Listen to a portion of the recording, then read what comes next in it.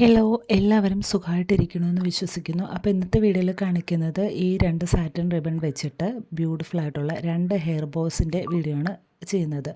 അപ്പോൾ അതിന് വേണ്ടിയിട്ട് ഞാൻ ഇതുപോലെ 2 കളറിൽ, അതായത് ഒരു പീച്ച് കളർ ആൻഡ് ഒരു റാണി പിങ്ക് എന്നൊക്കെ പറയുന്ന ആ ഒരു കളറിലെയാണ്, മജന്ത പോലെയൊക്കെ തോന്നിക്കുന്ന നല്ലൊരു കളറാണ്.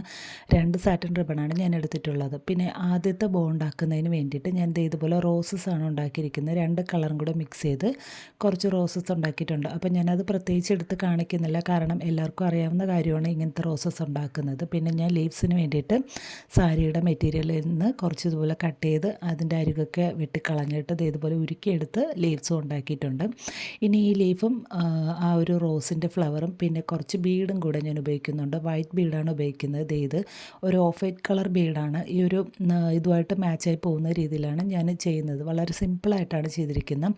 അപ്പോൾ ഇതുപോലെ കമ്പി ബോയിൽ ഞാൻ ഇതുപോലെ സാറ്റിൻ റിബൺ ചുറ്റിയെടുത്തിട്ട് ഇതുപോലെ റോസ്, പിന്നെ ബീഡ്, പിന്നെ ലീവ്സ് ഇതിങ്ങനെ അറേഞ്ച് ചെയ്ത് കൊടുത്തിരിക്കുകയാണ്. അപ്പം ആദ്യത്തെ ബോ റെഡി ആയി കഴിഞ്ഞു. ഇനി രണ്ടാമത്തെ ബോയ്ക്ക് വേണ്ടിയിട്ട് നമ്മൾ ഇതുപോലെ ഫ്ലവർ അതിൻ്റെ പെറ്റൽസിന് വേണ്ടിയിട്ട് ഇതുപോലെ ഈ ഒരു വീഡിയോയിൽ കാണുന്ന രീതിയിൽ ചെറിയ കഷ്ണങ്ങളായിട്ട് കട്ട് ചെയ്തിട്ട് നമുക്കിതുപോലെ ലാമ്പോ അല്ലെങ്കിൽ മെഴുകുതിരിയിലോ അതിൻ്റെ 2 അരികോശം ഇതുപോലെ ഒന്ന് ഒരു റാ ഷേപ്പിൽ ഇതുപോലെ ഒന്ന് ഉരുക്കിയെടുക്കാം.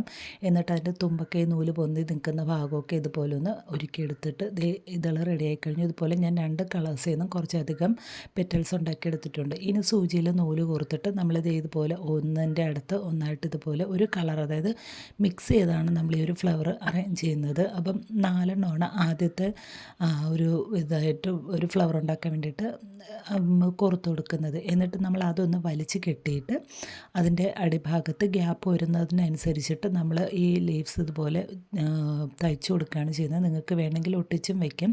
അപ്പം ഞാൻ ഇതുപോലെ തയ്ച്ചെടുത്തിട്ടുണ്ട്. ആദ്യം 4 എണ്ണം വെച്ച്, പിന്നെ ഇതുപോലെ ഗ്യാപ്പ് കാണുന്നില്ലേ, അവിടെ ആയിട്ട് ഇതുപോലെ വെച്ച് കൊടുക്കുകയാണ് ചെയ്യുന്നത്.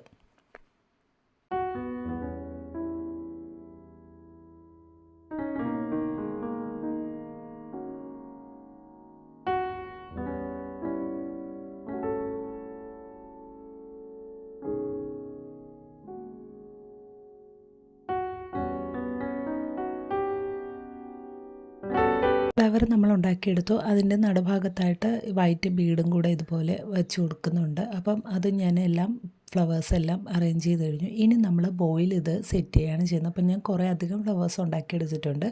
ഇനി ഈ ഒരു കമ്പി ബോ ഞാനിതുപോലെ കവർ ചെയ്തൊന്നും എടുക്കുന്നില്ല, പ്ലെയിനായിട്ട് തന്നെ വിട്ടിട്ട് ഇതുപോലെ ഒരു ക്യാൻവാസ് ഷീറ്റ് ഇതുപോലെ കട്ട് ചെയ്ത് അടിഭാഗത്തൂടെ ഒട്ടിച്ചു കൊടുത്തു.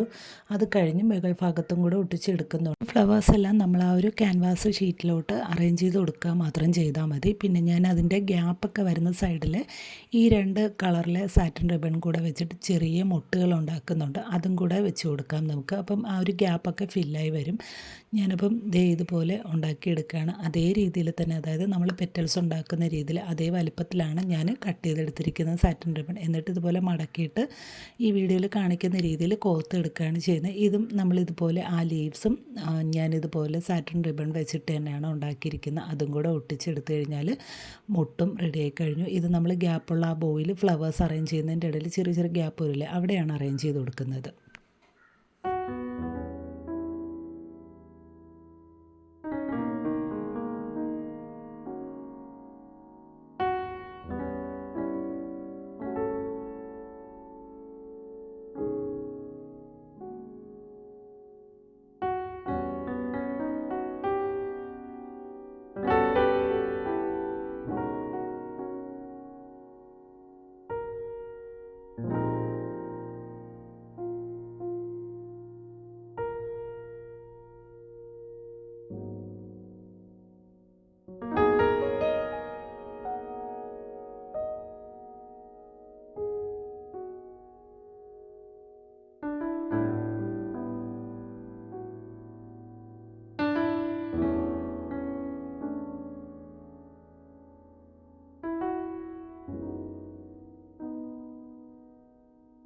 അങ്ങനെ 2 ബോയും റെഡി ആയിട്ടുണ്ട്. അപ്പോൾ ഏതാണ് നിങ്ങൾക്ക് കൂടുതൽ ഇഷ്ടപ്പെട്ടതെന്ന് കമൻറ്റ് ചെയ്യാൻ മറക്കരുത്. പിന്നെ വീഡിയോ ഇഷ്ടപ്പെട്ടാൽ തീർച്ചയായിട്ടും ഫ്രണ്ട്സിനൊക്കെ ഒന്ന് ഷെയർ ചെയ്ത് കൊടുക്കുക.